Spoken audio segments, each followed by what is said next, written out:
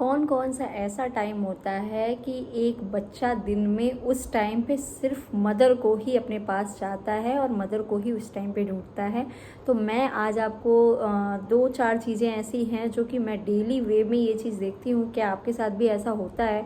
तो प्लीज़ आप कमेंट करके बताइएगा कि किस किस टाइम पे बच्चे को सबसे ज़्यादा ज़रूरत माँ की महसूस होती है, और अगर उस टाइम पे वो माँ को नहीं देखते हैं तो फिर वो बहुत ज़्यादा क्राई करते रहते हैं, बहुत चिल्लाते रहते हैं। तो ऐसे में उस टाइम पे मदर को खास करके अपने बच्चों के पास रहना ही चाहिए, नहीं तो बच्चे उस टाइम पे बहुत ज़्यादा रोते रहते हैं। बहुत रोने के बाद तब किसी के पास जाते हैं या फिर शांत होते हैं।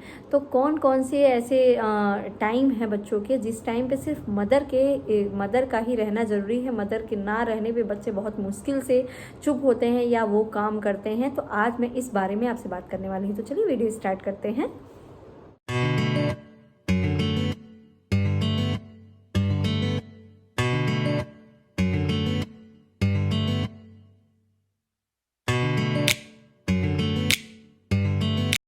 Hello everyone, welcome back to my channel my personal experience and greenery. कैसे हो आप सभी? आई होप आप सभी लोग ठीक होंगे। मैं भी ठीक हूँ। आज मैं आपसे बात करने वाली हूँ कि कौन कौन सा एक दिन में रोज़ ही का होता है, लेकिन एक दिन में बच्चे को किस किस टाइम पे सिर्फ मदर ही चाहिए, माँ को ही सिर्फ बच्चे उस टाइम पे देखना चाहते हैं, माँ के हाथ से ही वो काम करना चाहते हैं, या फिर माँ उस टाइम पे चाहिए ही, माँ नहीं रहती है तो फिर बहुत मुश्किल हो जाता है बच्चों को उस टाइम वो चीज़ फेस करने में, और फिर बच्चे बहुत ज़्यादा रोते रहते हैं। तो ऐसे में उस टाइम पे मदर को बिल्कुल अपने बच्चे के साथ रहना चाहिए। कितने भी आप बिज़ी रहो, लेकिन वो टाइम जो है अपने बच्चे के लिए आप निकालो। और क्या कहते हैं, मेरा यही रिक्वेस्ट है। तो चलिए मैं बताती हूँ कि कौन कौन सा ऐसा टाइम है जिस टाइम पे बच्चों को अपने माँ को देखना ही है, माँ को चाहिए ही। तो सबसे नंबर 1 और एक रिक्वेस्ट है, वीडियो प्लीज़ लाइक करिए। अगर आपको वो वीडियो देखिए, देखने के बाद अगर आपको अच्छा लगता है वीडियो मेरा तो लाइक करिए, और जो भी छोटे बच्चे हैं जिसके भी उनके साथ शेयर कीजिए, या मेरा चैनल आपको अच्छा लग रहा है तो चैनल को सब्सक्राइब कीजिए। तो चलिए मैं बताती हूँ पहला सबसे नंबर 1 बात कि बच्चे सबसे उस टाइम पे बच्चों माँ को खोजते हैं जब बच्चे सो के उठते हैं। तो सिर्फ उनको अपनी माँ ही चाहिए, क्योंकि सो के उठने के बाद बच्चों को अपने माँ के गोद में रहना है कुछ देर के लिए, आधे घंटे के लिए भी बच्चे अगर अपने माँ के गोद में हो जाते हैं तो उनको रिलैक्स फील होता है। फिर बच्चा किसी के पास भी आराम से खेलता है और खेलने में बिजी हो जाता है, लेकिन सो के उठने के बाद उसको सिर्फ माँ चाहिए, माँ का गोद चाहिए। क्योंकि बच्चे को माँ के गोद में जो सुकून मिलता है शायद और किसी के गोद में नहीं मिलता है। और फादर भी रहें तो चलेगा, लेकिन तब भी उठने के बाद बच्चे माँ को ही खोजते हैं कि मम्मी के पास रहना है कुछ देर के लिए। अगर माँ आराम से ले के आधे घंटे बैठ जाती है, या फिर फीडिंग बच्चा कर रहा है तो फीडिंग करवा देती है, तो बच्चे उस टाइम फिर आधे घंटे के बाद उनका मूड बिल्कुल फ्रेश हो जाता है। तो बच्चों को सो के उठने के बाद सिर्फ मदर चाहिए।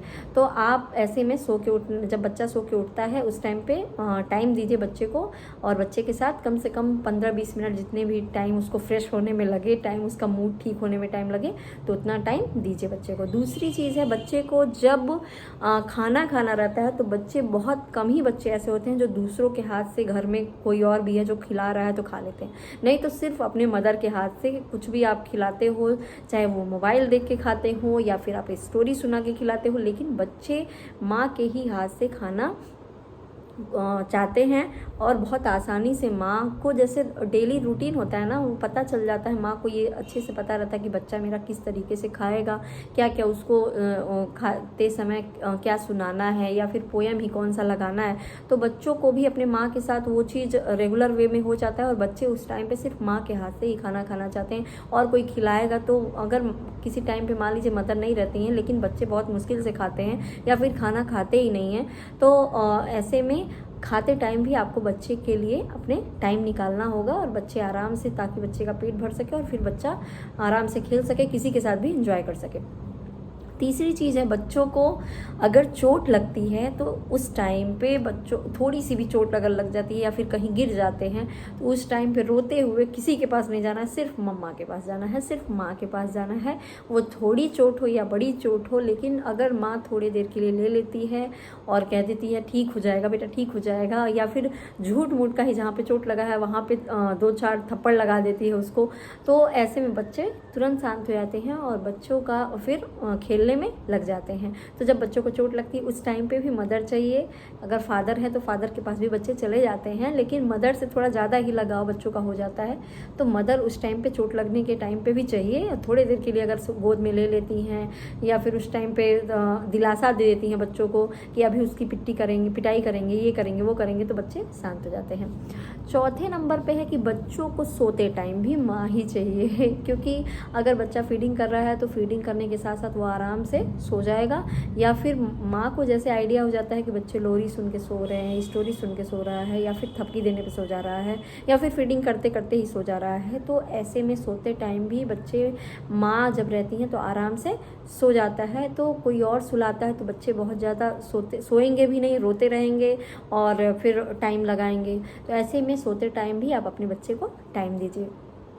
और पांचवी चीज़ है, अगर कोई दूसरा अगर घर में कोई कुछ कह देता है, बच्चों को डांट देता है, तो सबसे पहले बच्चे भाग के अपनी माँ के पास आते हैं, कि इशारा करते हैं या फिर बताते हैं। अगर बोलने वाला बच्चा हो गया तो वो तुरंत बताते हैं कि वो उसने ऐसा कहा या उसने डांटा, या फिर रोएंगे लगातार। तो ऐसे में उनको माँ चाहिए। तो कई सारी चीज़ें हैं, आपको जो लगता है प्लीज़ कमेंट करके बताइएगा कि आपके बेबी को किस टाइम पे सबसे ज़्यादा आपको बच्चे खोजते हैं। और मुझे अच्छा लगेगा, मेरा बेबी जो जो हरकत करता है मैं आपके साथ शेयर करने की कोशिश करती हूँ, जो मुझे एक्सपीरियंस महसूस होता है डेली वे में। तो मैं हमेशा चाहती हूँ कि कुछ यूनिक आपके लिए लेके आऊँ। तो अगर आज का वीडियो आपको अच्छा लगे तो प्लीज़ वीडियो को लाइक करिएगा और चैनल को मेरे सब्सक्राइब कीजिए, ताकि और भी वीडियो जो मेरे हैं मैं एक्सपीरियंस जो है वो आपके साथ शेयर करूँ। Thanks for watching me.